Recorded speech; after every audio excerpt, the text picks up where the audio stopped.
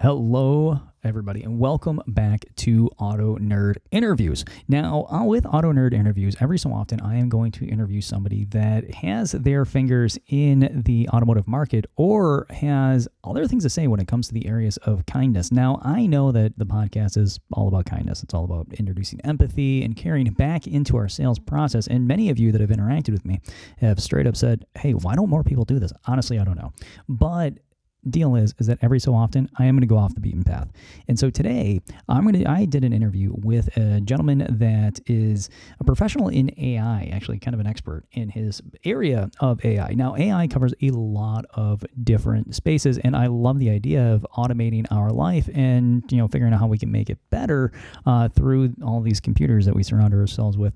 But within this interview, please go ahead and listen, take away what you can. And if you are an owner, David has a pretty cool offering for you. If you are not an owner, this is going to really make you scratch your head and go, wow, maybe I should actually reach out to this guy. Or at minimum, he's going to throw out a lot of ideas out there that might actually spike your interest and make you go, I can leverage some of these tools to improve my life, up my game. So sit tight. Let's listen to David from Tekyz and see where this goes, because I think you might get something out of it. So prop your feet up, grab a cup of coffee, slap on those headphones, and I hope you enjoy. Here we go.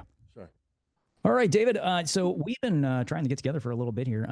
Obviously, I've run into some issues, and it's been all on my end as far as that goes, as far as scheduling. But hey, we figured it out. We got together, and you wrote me that I had the interview, and then you mentioned AI, and then my brain went like crazy, going nuts, bonkers, and then you peeled me off the ceiling and said, "Hey, dude, it can actually be utilized for productivity in dealerships and a lot of other ways." So, as far as this all goes, David, let's just start off right off the bat. Everybody knows who I am. Who are you? Go crazy. The floor is yours, my friend. Okay. David Hirschfeld. I'm founder of Tekyz. We do software development for a very broad range of companies and particular industries. Founded it 17 years ago. No, actually 18 years ago now. And in that time, we've also worked with a lot of startups. Prior to that, I worked in software enterprise, doing projects in Intel, Motorola, Allied Signal, Arizona Public Service, and started my own software company in 92, my first one, which grew to 800 customers in 22 countries, which we sold in 2000 to a publicly traded firm.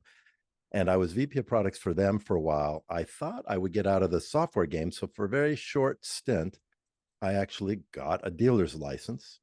And then I ended up creating a wholesale network for cars. And this was one of my failures, not because the software wasn't the right software for the right time, because I had a number of people using the software, but because I didn't realize what made me successful the first time. I was offered investment. I didn't take it. I should have when it was offered to me. And I didn't start charging my customers for using the software until it got to a point where it was really too late to do that. And I just backed out of that and started Tekyz. So I have some experience in the dealer world and the wholesaling, automotive wholesaling world as well. So that's my story. But with Tekyz, I've been building software primarily for other people the last 18 years. Love it. Love it. The car business it's a bizarre one. It eats you up if you allow it to. It will devour your soul, spit it back out at you, and go, "Hey, does it feel better now?" And you say, "Yes, yes, give me more." And then all of a sudden, the whole rug's pulled out from underneath you, and next thing you know, you're on a different path in life, and then you're talking to a car guy on a podcast. So you never leave this world. That's exactly right. It's the automotive industry is one of the funny things. I mentioned the car salespeople every so often, especially when they're new or just getting in this business. Is like, you ain't gonna leave. Yeah. You ain't gonna leave. It's just a matter of it. All right, so you have one heck of an experience, and I see in here, you're in the woodworking. It's kind of where we hit off in the first conversation. Right. By the way, he makes stuff. If any of you want woodworking stuff, you just email him over at Tekyz, and I'm sure he'll mail you an awesome chair. Workbench, by the way, I am super jealous of that. But this is not a woodworking podcast. You and I could talk about that all day. No, and you might be waiting a while if you ask me to build you something. That's all right. The best things take time, right? So, yeah, right. All right. Now, When it comes to software, software is obviously a very big thing with you and AI. Let's start there. I'm going to back up with software in just a second. So AI, can you provide me some or the audience some sort of reasonable definition so they can wrap their head around this scary two-letter word? Like how Mm, is it friendly on your end? And then what have you seen that has helped people go ahead and I guess improve in any aspect of life to make this thing a okay. worthwhile conversation? Yeah. And I think I'm going to start with something completely unrelated to the auto industry or auto sales or Yeah. dealerships or anything like that, because I think it helps to bring it into context when you understand the power of AI. And I'm going to go back to almost 2 years ago, about 3 months or so after ChatGPT was launched. And I had been involved with AI for a couple of years before that. Um, so, uh, and I had been telling my wife about this, that now it's kind of consumable with ChatGPT, and this is really early versions of it. And she said, she said, whatever, it didn't really appeal to her. She didn't want to get wrapped around one of my technology bents. So we were standing out in the backyard. We had just moved to San Diego, like 6 months before, and we're sitting. And she's a big gardener, and so she wants to grow all of our own vegetables. We're talking about putting up raised beds and this whole thing, right? And she asked me, she says, "How many raised beds do you think we need to like grow all the vegetables that we need?" And in San Diego, you can grow all year round, so we can grow everything. And I said, "Well, actually, I have no idea, right? I'm a software guy. I don't know anything about growing vegetables, but let's ask." And then her sister gets on the phone, calls her, and she's chatting with her sister on the phone for 10 minutes. So I bring up ChatGPT and I ask ChatGPT, we're two people, we're both in our uh, early 60s, we want to grow enough vegetables that we can feed ourselves, but we're not vegetarian. So keep that in mind.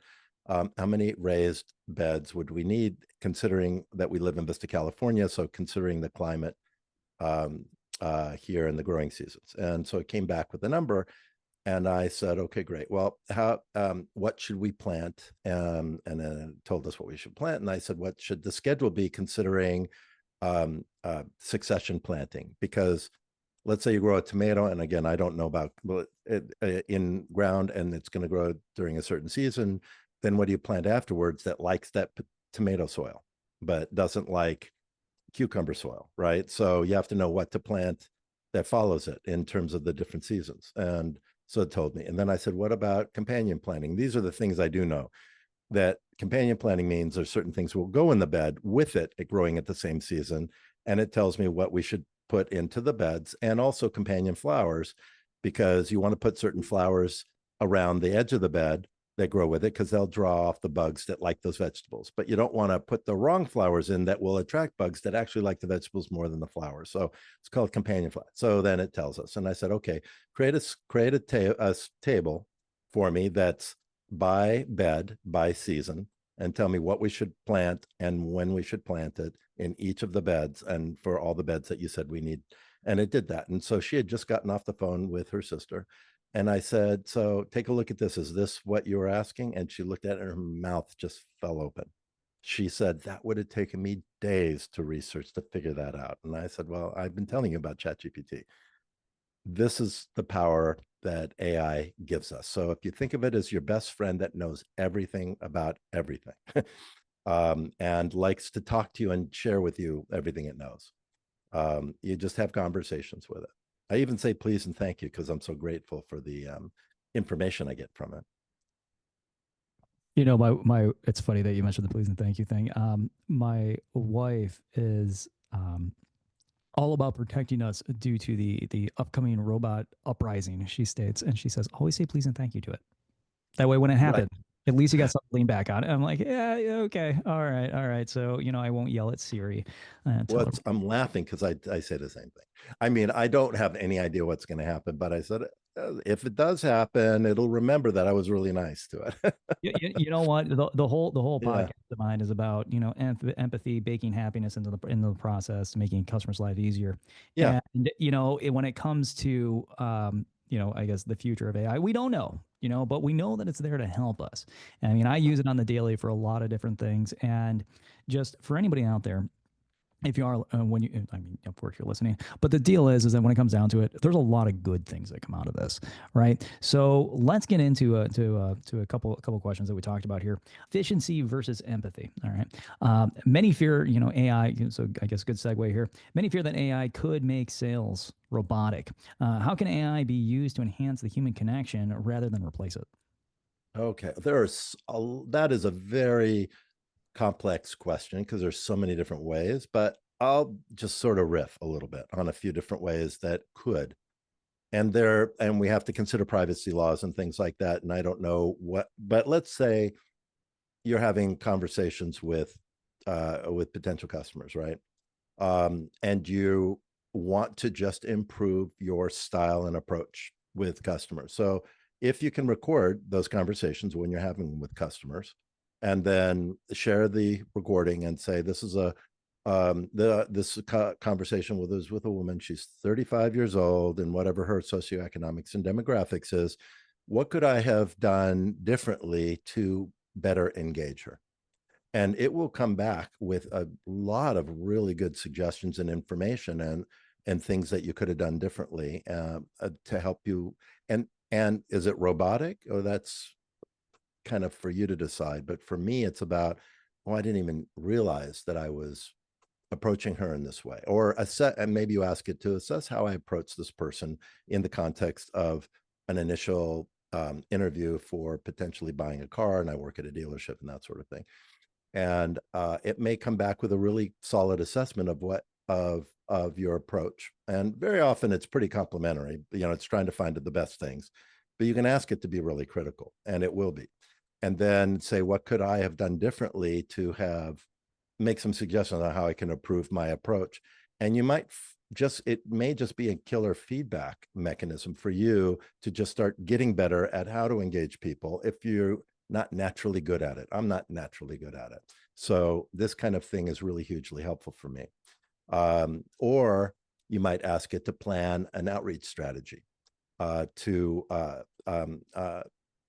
how to reach out to potential prospects, where you would find them, how to communicate with them, and how to research who each one of them is, and even get AI to do the research for you, so that it's building a personal profile about all of these potential clients of yours. And then it can start to craft very personalized, because everybody has a social footprint and an online footprint for the most part. So AI can be used to research these footprints and build profiles for you to be able to then craft personalized outreach to each one of them individually, instead of the mass outreach that nobody cares about. And everybody's sort of like, wish people would stop emailing me about these generic things. So those are just a couple ways. So, okay, so I got a lot out of that. So, the first little part here is you got to be brutally honest, it sounds like, when it comes to working with systems like ChatGTP and all the others out there. Is that, and correct me if I'm wrong, if you're not brutally honest with these, it's not going to give you an accurate answer.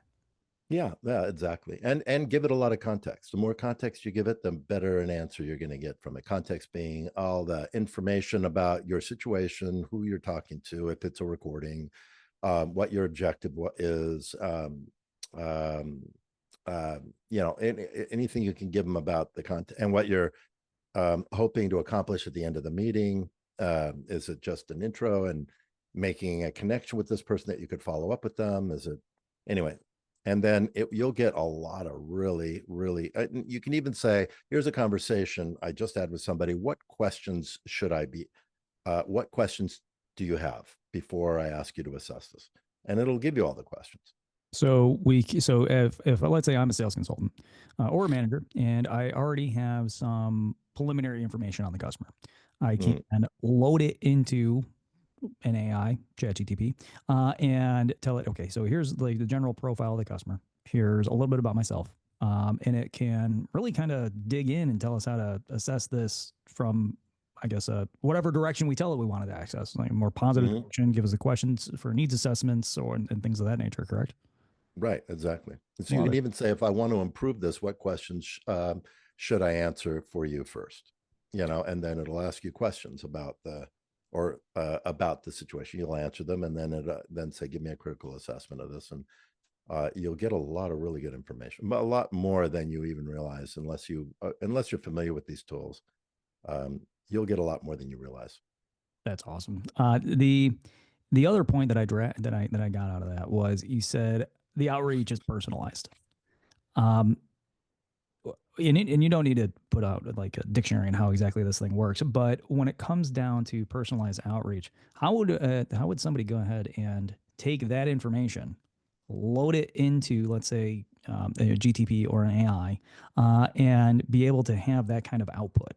Because that's a hugely powerful thing. I mean, if I talk to any manager owner that is out there, or sales consultant that wanted to invest in something like that, is there a system that I can go ahead and take all these clients, have it go out, send its spiders out on social, bring me back more information to give me a more plentiful amount of research that I can start developing content from?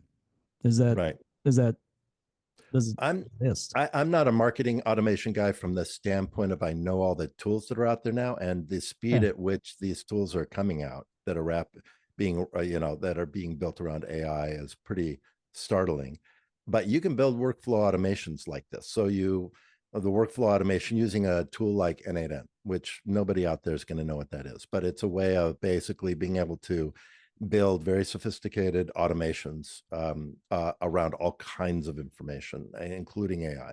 So you may say, go out and pull this list from whatever system I have of all these potential customers. Or maybe the first step is create a list, and I'm going to use these resources to build that list from.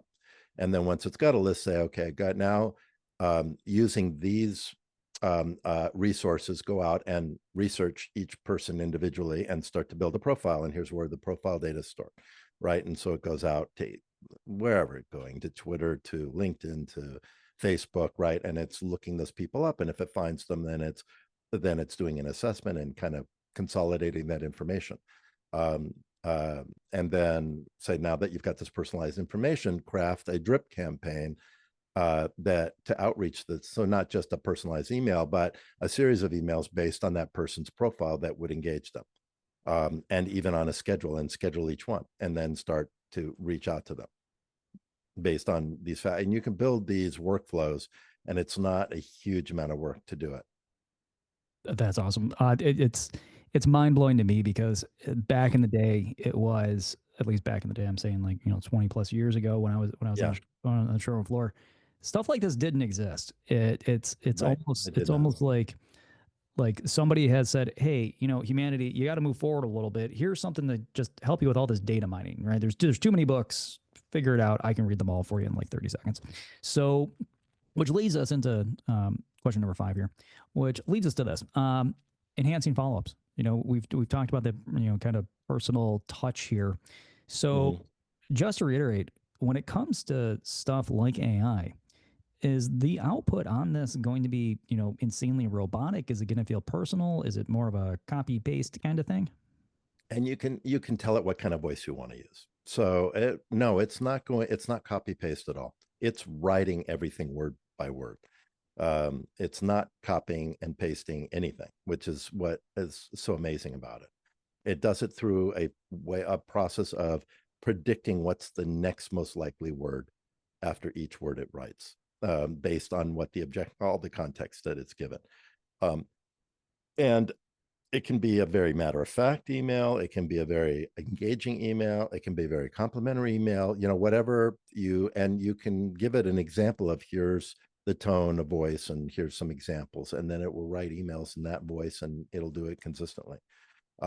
So, it requires a little bit of training and prompting, but if you learn how to do this, it'll do it really well. So when you're setting up automations, you have to build a lot of this prompting into the automation so that it will give you the kind of email that you want, but they are personalized. So when you read them, the person who reads them will feel like you're writing it to them individually, not like the kinds of emails that I get, which is still, I get them in mass, which don't know anything about me, and it's clear they're not really reaching out to me as a person. They're reaching out to me as a data point, right? So it's the opposite of what we see today in terms of mass outreach, but each one feels personal and you want to engage with it if it's done right. It just Right. the sheer idea of having all of that information so quickly in front of me to help transition from a hello with a customer to, hey, let me show you this vehicle and tell you how your life is painted on it, even though I forgot to ask all these questions. I can see this for some people, if wielded improperly, just sounding creepy when it comes to, hey, I know all this. So if you are listening out Yeah. there and you're thinking about this, be reasonable. Don't come off as like, hey, well, your dog is, don't get that down the road here, right? You want your customers to kind of stick around for the long haul and know that you actually do appreciate them. Now, how can something like this in the future, and this is kind of our number 3 here. So when it comes down to the things like needs assessment, I am a stickler for needs assessment. And I know we just talked about kind of data mining and pulling in this huge amount of information. But when it comes to the customer being or feeling like they're just another data point, AI, the role in reducing friction. Okay. What common inefficiencies in dealership processes do you think AI can solve to make the experience smoother for both the customers and the staff? So anything, floor is completely wide open when it comes to implementation of AI into dealerships. Yeah. So, I mean, I think their dealerships have a stigma. Right. People love to go in to shop for cars and hate to go in to be assaulted by salespeople, and so it prevents people from going in and taking a look at what's new and kind of exploring, right? Because they feel like they have to satisfy somebody in the dealership that they're there for a reason. When I go into a department store or if I go into Home Depot or anything, I'm never assaulted by somebody.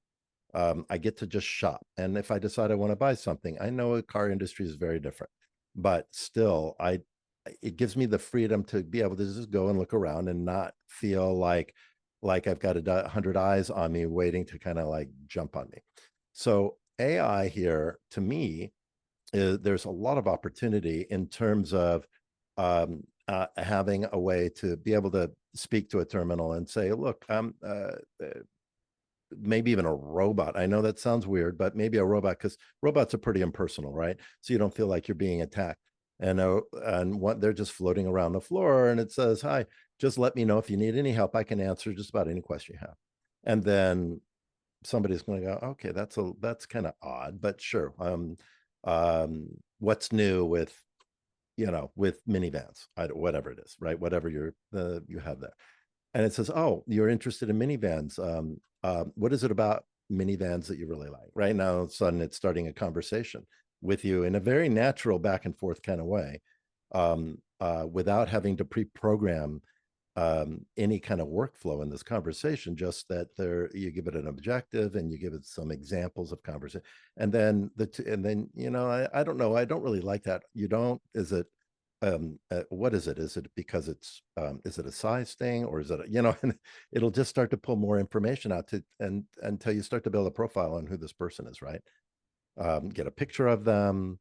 I can say, "Do you mind if I ask your name?" And no, my name's John, right? So at least you're getting that far. And then when somebody walks out of there, out of the dealership, there might just be a greeter that's at the beginning, but it's not approaching anybody. You can say, "Hey, John, just let me know if you have any other questions." And they go, "How did you know my name?" It says, "Well, you were talking with our robot, and of course, a robot shared with me your name. And so I just wanted to let you know that if you have any other questions, you can ask me or come back and ask Billy the robot or whatever whatever you're going to name it." That would be a fun, engaging kind of experience that would make it more approachable to go to a dealership, and then can set somebody up that, because they may go, "I'm really interested in buying a car today," and still start the whole thing from the robot perspective. But then eventually, and then it can say, "Let me know when you're ready to talk to a salesperson, and I'll bring them over." So, And then, yeah, you keep going. right. Sorry. Oh, okay. So then now when the salesperson comes over, they're already armed with all the information about what the person really cares about, why they want to talk to a salesperson, um, and, and the whole negotiating process. And so they say, well, this is what I can afford. And this is where I hate being in a dealership, because there's a clear workflow that all dealerships have where you go so far with the salesperson who's going back and forth with their manager. And then finally, after you, if you're really obstinate about it, then finally the manager will come over and start negotiating with you. And they have to go to the finance person behind the desk, right? And this process takes a long time and it's very frustrating. And I do my research before I go in. So I already have a price that I'm willing to pay and I don't budge off it. And why don't they just give that to me right up front? So for me, this is me buying a car, but for not everybody is like that, right? So understanding based on what the person's saying, what they need in terms of the negotiation process, so that you don't waste your time as a dealership to try to, and you're not wasting their time or scaring them away. Because I've walked out of dealerships before just because the negotiating process was so frustrating. When I know I would have gotten there eventually, but after 2 hours, I'm just done. So, and I've warned them many times that I'm going to leave if you don't give me this price, and I know this is the price I can get, things like that. It's like, okay, that person, it's like, give them the price. You can get there. Just give it to them so that you can move on to the next opportunity and make the process really appealing, because then they will recommend buying a car from that dealership. But I'll never recommend it when they've made me go through this misery. So things like that. And AI can help to identify what the negotiation process needs to be for a person, based on the feedback that they're giving you right up front, so that you can close the deal quickly and also anchor a happy customer. Because to me, that's more important. If you can anchor a happy customer, there's going to be more sales that come from that person as well as their friends. So to me, AI is a big benefit here. Last conversation, you mentioned something really similar with when it comes to going into dealerships, and it's just kind of a general headache for the average person. Right. And this is something that all of us get. There are so many asks from either OEMs or from surveys like JD Powers, Consumer Reports, places like that, that will go ahead and give us our ranking, right? If you're great, you go ahead and get great scores. If not, you get bad scores. And then even from a more basic perspective, you're taking a look at things like your star ratings on Google and places like that. So satisfaction is a big deal. And when we look at satisfaction on the automotive level, we have this whole idea that, it's all about the price. And for some people like yourself, it may be like you get the research done, you want that specific car, it's all about the price. Done. Boom. And I agree with you when it comes to, hey, you know what? I want this price. Just give it to me. Suggestion for you. Just use email next time. Just use email next time. Just email them all. Hey, can you sell it to me for this? If they say yes, go to that one. If they won't, then just go to the next.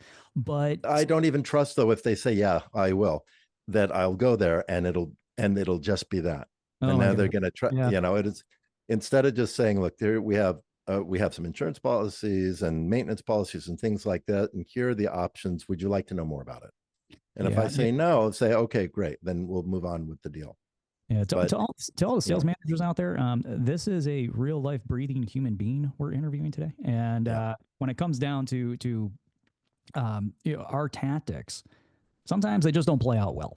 Customers sitting there, hey, can you do it? Roll the freaking car. Do yourself a solid.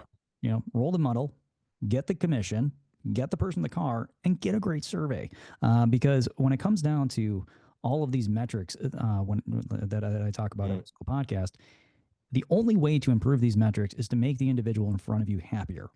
And the only way to pull that off is to move them to an area of positive relationship. And this could be, hey, we're becoming friends, or it could be something along the lines of, hey, at least, we're able to have a decent conversation while I get you the vehicle that you're wanting, right? That relationship means a huge, huge thing. And it sounds like AI can actually move us closer to eliminating this misery that most people experience, right? Yeah, I think so. Definitely it can, in terms of being able to identify patterns that are successful, that will that will help move the sale along, right? And anchor that customer as a customer instead of just a buyer. Um, and in that respect, you can even have some intake process, like where they get like AIs based on the conversation you just had with the person and they're interested in buying a car.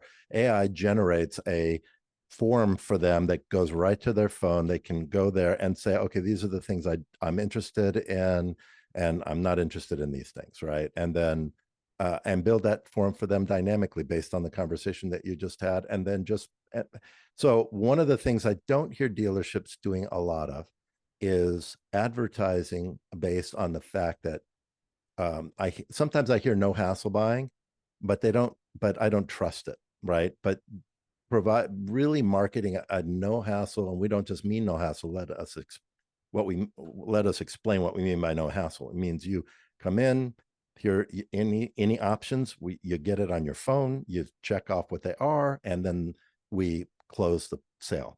No back and forth. You either get your price or you don't. So or we can't satisfy that price, but you'll know immediately.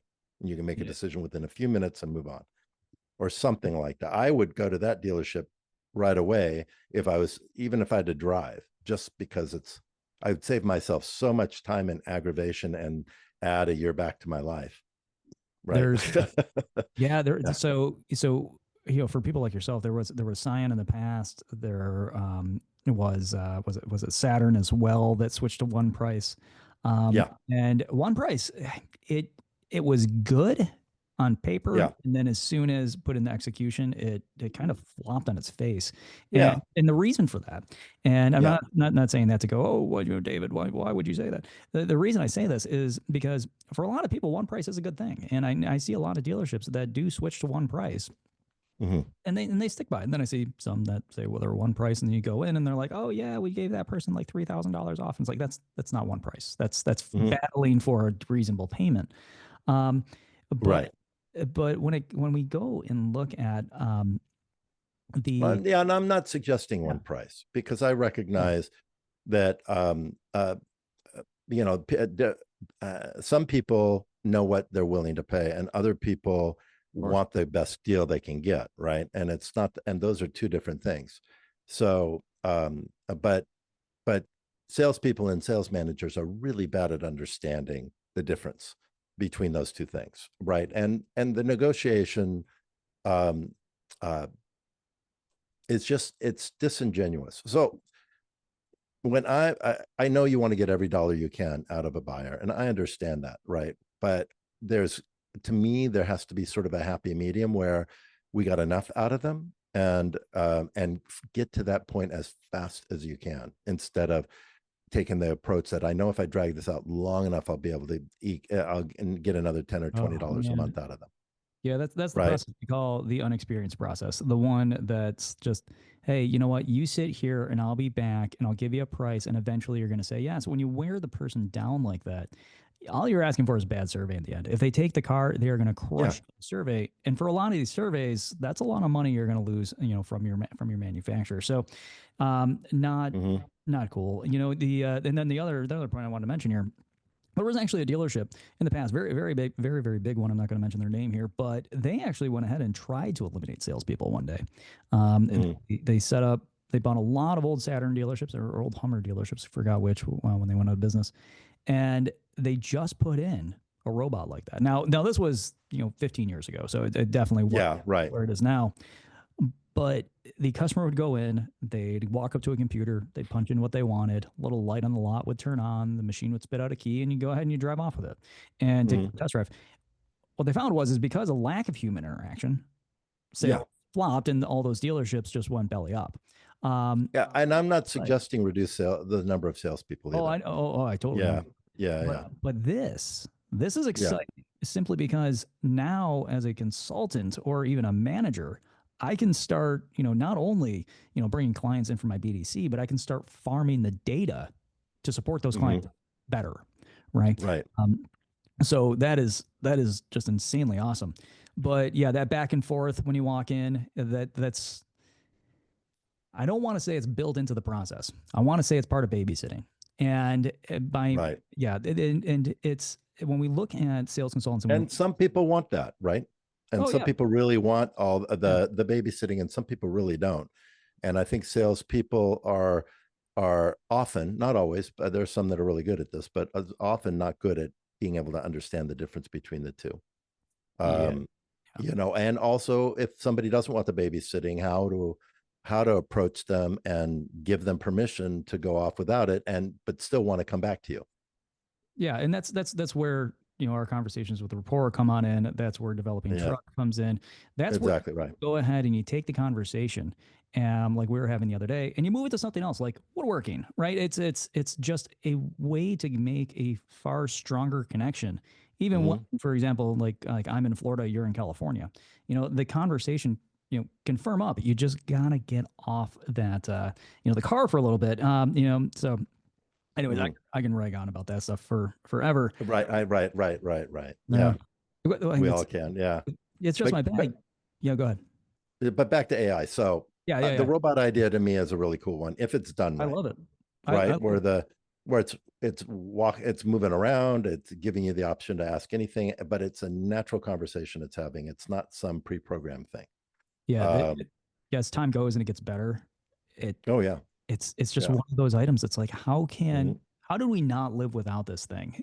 For those of you Hmm. out there that are living without it, mildly jealous in one way or another. If you don't have a smartphone and you still have a flip phone, I'm insanely jealous. And just simply because I'm connected all the time. But yeah, Yeah. the AI factor. When it does come to the whole, you know what? Let's talk reduction of friction. Let's get back to that a little bit. So Hmm. so when it comes to the whole up and down piece, when it comes to the aggravating things when you walk into a dealership, when it Hmm. comes to processes like inventory management, things like that, um, are there any other areas where AI can just kind of iron things out for, let's say, like yourself, the buyer, that you, like Tekyz, could implement into a store and go, hey, listen, here we're going to make everything super smooth here, right? This is a new tool. Hmm. It's going to make your life easier.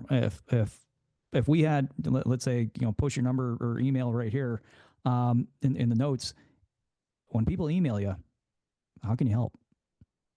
So so the workflow automation that I was talking about for being able to research customers and start to build customized drip campaigns for each person that you're reaching out to. Then your job is just to identify or use it to identify who potential buyers are. And the same thing with with the people that are buying in large numbers, right? Like company accounts and things like that. So that so you stay engaged with them on a very personal level. Because a lot of those people might have social footprints where they are constantly updating things, and you can be, and part of your drip campaign touches on some of the things that you've seen that are new with them, right? And when I get emails like that from marketers, but it's not obvious it's a pure marketing thing, and I always open them and read them. But the ones that are not like that, I delete them after the first three words because I already know what it is. It's some automated thing instead of it being personalized. Even if I think it's AI personalized, it still gets my attention because I know that person at least is going to know more about me than just a typical person, because AI is going to tell them about me, and it touches on something that matters to me. And very often, that's part of what AI does, is it figures out who's a prospect because it can see the kind of conversations that you're having in the public zeitgeist, right? And then can find the ones that say, oh, they're having a conversation about, I'm getting, my car's I'm wondering when the next time to buy a car is, or I'm thinking about getting an electric car, and I just got solar, and so I don't know if it can save me that much money, and you see posts and things like that, and all of a sudden now you've got a potential prospect where you might not have reached out to them before, and they may be a friend of a friend, and you're going to write, I noticed you posted something about considering an electric car and how much it could save you, and I'm not trying to sell you or anything, but here's some statistics on how much you can save having an electric car. I thought it might be helpful. Okay, who are you going to potentially call, right? That you're going to reach out to that person if they're a dealership at an electric car company and it's a type of electric car that you think you might be interested in, because this is somebody, if nothing else, you might just call them to get more information from them about about things that you should prepare for before you get your electric car or whatever. I don't know. But that's a much more meaningful email than some mass email when I'm, from somebody that doesn't know anything about me. Uh, um, so this is something that everybody could implement. I'm not saying it's perfectly straightforward or that the tools exist today where you can just get a CRM that does this for a dealership, and that may be coming out, may already be there, but you definitely can implement these workflows regardless, using some automation tools and somebody, a tech team that knows how to do this sort of thing and being a little bit creative. So, and it can really up your game in terms of being able to start to drive people into the dealership, just like it with any business. I Yeah, I have a very good feeling that CRM is probably going to implement this. But dude, you're already around that curve. This is not something that people think about on the daily. This is something like to a dealership owner out there, you're basically giving them a Goldilocks type scenario. You're going, hey, you know what? There's tools out there that can pull these people, prospective buyers, on in. At this point, it's your job to simply reach out and foster that relationship. Yeah. Let me give you another example. Yeah, please. Completely unrelated, on the taking AI and implementing unique workflows. So what we do is we do software development, and a lot of sophisticated stuff for clients in healthcare and law enforcement and finance and, in all kinds of areas. And when we're involved in a project, which they usually go on for many, many releases, right, for many years. And there's always a status meeting with clients where we're going over all of the details of the project from the previous week, what we're planning on doing this week, where we are in terms of our estimates versus actuals, and all this detail. And we usually get through that very quickly in 20 minutes. But then the client's testing changes, coming up with things that they want to add to the roadmap. They want to change priorities, right? And it's always back and forth communication. They say, here's a bug. Maybe somebody else reported that bug last week. A developer is now putting that bug in, or maybe the client's putting the bug in. They don't know that bug was already added to the system, into our project management system. And so now we've got the same bug in there 3 times, or the same feature request 3 times, different priorities. And it's a pain because they got to go if they're going to either send an email, they've got to articulate an email. If they're going to go right into the project system, then they got to create a new record and do all this. And it's kind of a pain. So we've done a lot now, the parallel thing, we've done a lot with voice, chat and voice in particular, where this is a really intelligent system, like, for example, creating a voice nurse, that knows a patient's medical history and is trained on all of this medical information. And so can monitor a wearable device that patient may have, like a watch, and notice an outlier situation. Maybe all of a sudden AFib kicks in, or their heart rate jumps up, or their sleep patterns all of a sudden get all crippled. And this is a patient that's at risk for something. And it knows that means there may be some acute situation going on. And the nurse calls the patient on their phone and says, hi, John, this is Nurse Clara, your AI nurse. And I noticed that you've got, that there's your sleep has been really affected over the last week. And because of your whatever condition you have, I was a little concerned. I wanted to just check and understand if there's some reason for that. And if the person says, yeah, well, actually, I had some really late nights at work, and so I've not been able to get sleep because of demands on me, not because I'm struggling with sleep. And she could go, okay, that's good, but I just want to reinforce that you really need your sleep because of your particular condition with your liver, your heart, or whatever, and it can really affect it. And it's a reminder to them to not push themselves to the point where they end up being in a critical situation. Or the person might respond, actually, I've just had a lot of trouble sleeping. I'm very anxious at night. I don't know why.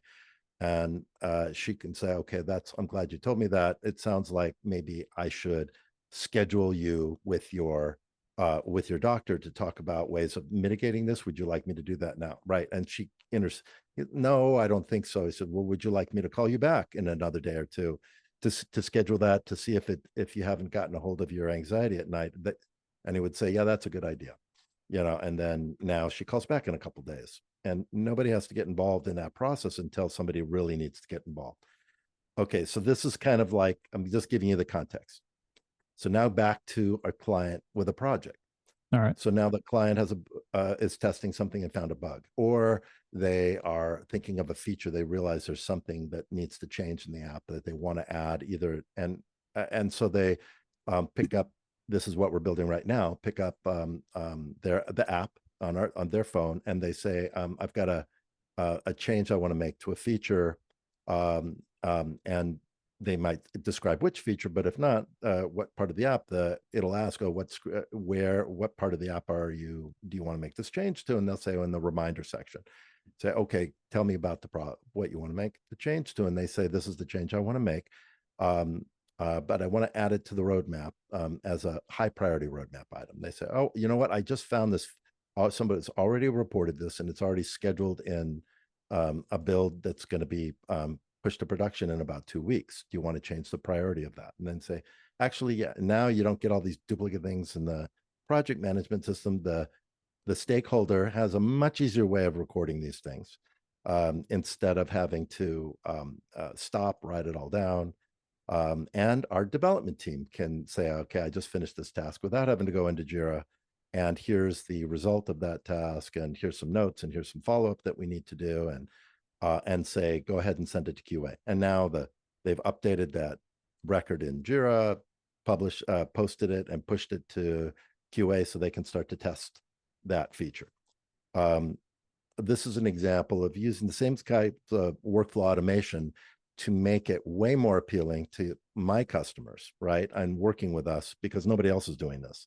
And integrating it with the project management system. And so the voice bot knows everything about their project. It's an expert on their system, all the requirements, all the documentation, all of the plans, all the bugs that are reported, everything. They can even ask them, so tell me what the status of the next release is. And they say, well, it looks like we're delayed a day in getting it out. So the next build, it should come out on this date. And say, well, what are the changes in that build? So I'd be happy to tell you that. And here, I'll start with all the new features, and then I'll talk about the bugs we fixed. And all right. takes a lot of pressure off of us. It gives the client a lot more control over their system. So now you can take those same concepts, right, into an auto dealer work, or an OEM workflow, or any of these workflows, fleet management workflow. That's crazy and awesome all at the same time, and it makes complete sense. So I guess big question here. So you got all these awesome things, the ability to, and I think I'm just kind of hung up on this like whole, data mining idea of just like pulling in all. I mean, seriously, it's from a guy, old school car salesperson, it's a game changer. It's mind-numbingly cool. So if, let's say, I'm an owner, dealer, principal, general manager out there, how does this setup work? So I contact you from a very broad level, super high level, because we only have so much time that people will actually tolerate listening to us. So from a super high, right. How does that work? So I reach out to you. We want to get started, put this thing together. What are we looking at? So let's say we want to do something like this. So the first thing we would do is have a conversation, and all this is like cost of sale kind of thing. You're not charged for any of this. You can call me there. We can talk about what the requirements are, what you're thinking of doing. We can spend an hour, even a couple hours on this, so that I have a really clear understanding of what you're trying to accomplish. Okay, then we'll put an estimate together so that you understand what it's going to cost, what the timelines are, the duration, and how we're going to approach it, and figure out what's the minimal product that we can do the quickest possible to deliver some functionality that gives you value, so you can start to enjoy the value of this new workflow while we're building out more of it over time. That's the process. And once we agree on, yeah, that sounds good, and we're really pretty accurate at estimating, as long as we understand to the degree that we understand your requirements, and the estimates we provide are very detailed. So that goes into another discussion I have often when I'm interviewed, and how do you what does it mean to be an exceptional software development team, which is not the same thing as being a typical software development team, because there's artifacts that exceptional teams produce naturally that typical teams don't, like the level of detail that we go into in estimates, the level of accuracy, which we have metrics on that accuracy that we can show you, things like that. But anyway, so that would be the process of engaging us, right? Or at least thinking about engaging us. Start the conversation, put together requirements, we create that estimate, and then we decide together, this makes sense, let's go forward. And then we basically sign a software development agreement and get started working on the project. So what you're basically telling us is that, hey, gang, there's a rainbow over there. There's a road that leads to the pot of gold at the end. And you're essentially the rainbow going, no, listen, guys, it's there. It's over there. There's a big arrow, and, AI and software is going to be able to help you, accelerate your business forward by not just a small magnitude. It sounds like if wielded properly, this can make a massive dent in your business, a good dent in your business. Right. Yeah, I mean, I think so. And one of the things we do in that process of those requirements is figuring out how we measure success. So you know what success means, right? So how do we measure that in terms of the results of the system? And we capture those metrics in the system so that we can see that we're achieving the level of success that you want to achieve, or at least working towards it, as we can see the improvement and the increase over time. Because if you can't measure the success, and putting automation in and saying, look how cool this is pretty value, it has no value, right? Yeah. Just being able to say, unless of course saying it's cool brings people into the shop to buy more cars. Occasionally. I mean, how would you sell a sports car? I mean, as impractical as they are, yeah, they still sell. And honestly, dude, if you're going ahead and saying this exists, it should be implemented, it could help you increase customer satisfaction. It can help you learn who the customer is to increase your profits. It could help you figure out what that customer's into to better target an automobile. It sounds like we're taking the needs assessment and really just giving it what it needs for everybody out there that really struggles with that area. Here's all the information up front. Plus, it sounds like one heck of a lead generator potentially built into something like this that really is almost what we're missing. So, my friend, good on you for having one heck, and not for nothing, I don't mean this like it's going to sound, but good on you for having one heck of an imagination to pull out an idea like this. Because with software, it starts with inspiration, it goes in the imagination, and then you start writing and you create reality. And that's awesome. If you've done that in the medical industry and you can apply it to the automotive industry, I think the future of implementation of AI, at least with Tekyz, is a serious reality. I mean, that's awesome stuff, man. Yeah, thank you. I really appreciate it. And I really appreciate the questions, because they help kind of like bring out that the creative kind of thinking in terms of this direction that we came up with. That's awesome. All right, David. Well, I'm going to wrap it up here. We're about 45-ish minutes on into this, but I hope everybody got something out of this. I mean, David's been a pioneer in this industry. He's been doing this a long time. Just good all around dude as well. If you want this in your dealership or something like this, reach out to him. I mean, if you're finding that when it comes down to struggling with just lead generation, when it comes down to, or follow up. I mean, every dealership out there struggles with follow up. It's something that is a necessary evil that doesn't have that instant gratification like a fresh up walking you through the front door. But if you can get the consultants to do the follow up, better relationship building is an absolute possibility. And it looks like David's got a piece of tech here that could potentially help you out. So my suggestion, if you have the capability and you're in the position, reach out to him. Sounds like he's willing to answer a couple of questions, and see if implementing something like that into your store could completely change your game on things like, building up more gross profit. Obviously, I mean, we try to make as much money a copy as we can. Being able to figure out exactly what those customers are into, so we can start molding that store to find them the correct product. And then on top of that, being able to, on the F&I end, potentially even figure out, what to sell them in there, so we can be more accurate instead of just going ahead and throwing the battery at them. We can get them what they actually need at a quicker clip, which ultimately in the end is going to give you better satisfaction scores across the board and better star ratings on every single, survey system that's out there. So thank you very much for your time, David. This has been really awesome. It's been enlightening to know that something like this is potentially on the horizon. And if you could pull it off, my friend, you're a magician. Oh, thanks, Andrew. It's definitely pull offable at this point. Yeah. That's awesome. All right, man. I am going to wrap it up, but I will, if you look down below, I'm going to post to your contact information in the show notes. Reach on out to David if you want to pick his brain on this stuff. This is it's no joke. I think we just kind of opened up like a massive pot of gold here. So get on into it, gang. Get on into it. Thank you very much, David. I appreciate it. All right. Thank you, Andrew. You're welcome.